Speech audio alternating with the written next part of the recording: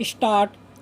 अध्यक्ष महोदय, मैं आपका कृतज्ञ हूँ कि आपने मुझे इस पर बोलने की आज्ञा दी।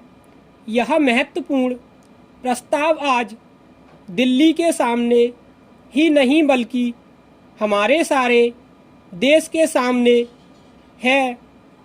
पिछले 2-2.5 साल से बराबर हम इस पर विचार करते आ रहे हैं और यह सोच रहे हैं कि हमारे देश में जो असमानताएं हैं उनको किस प्रकार से दूर किया जाए।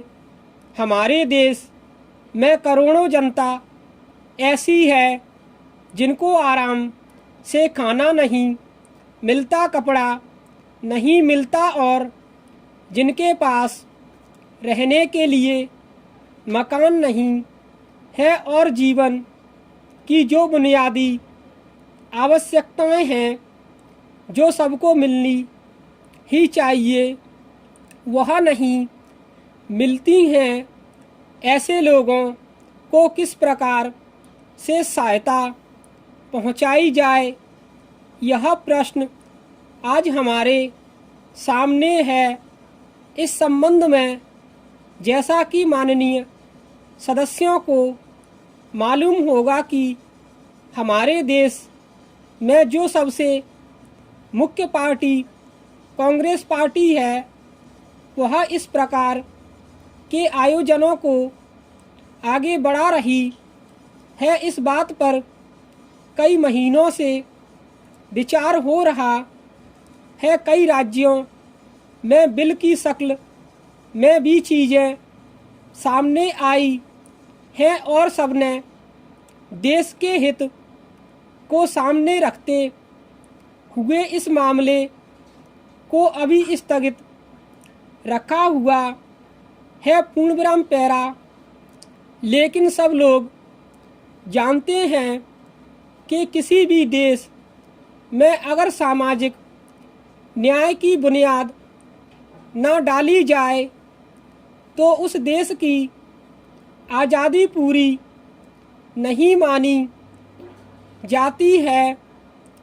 ऐसी स्थिति में हम इस देश में एक बहुत बड़ा काम करने जा रहे हैं। हमारे देश में असमानता कम हो, जनता के अंदर संतोष बढ़े, उसकी गरीबी, बेकारी और बेरोजगारी दूर हो और ये चीज़ें जो हमारे सामने डरावनी शक्ल में मौजूद हैं उनको किस प्रकार से मिटाया जाए, यह सवाल आज हमारे देश के सामने सबसे बड़ा सवाल है।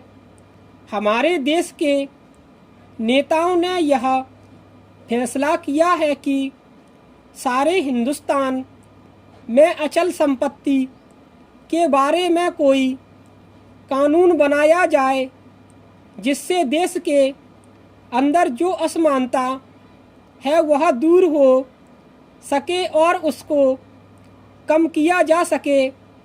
आज हमारे देश में असमानता एक भयानक रूप में खड़ी है। हालांकि हमारे देश के अंदर आय भी कुछ बड़ी है, लेकिन इसके बावजूद हमारे देश में वह संतोष नहीं है, वह बुनियादी चीज़ें नहीं है जिसके बल पर हम इस देश में असमानता कम से कम कर सकें। यही कारण है कि यह प्रस्ताव आज यहाँ पर लाया गया है। पूर्णविराम स्टॉप।